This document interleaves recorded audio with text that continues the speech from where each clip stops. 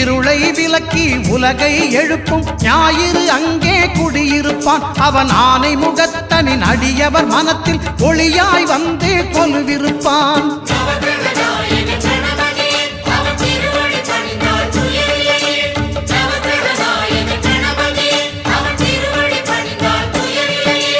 ஒன்பது கோளும் ஒன்றாய் காண அங்கு கற்பகம் என்னும் கடவுளின் மெய்யில்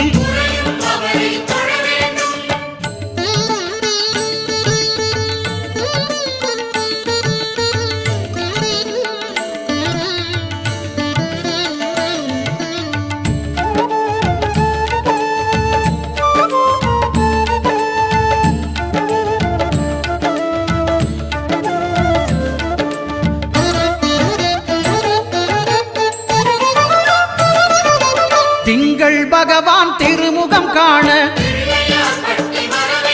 அங்கு கற்பக பெருமான் தொப்புள் குழியில்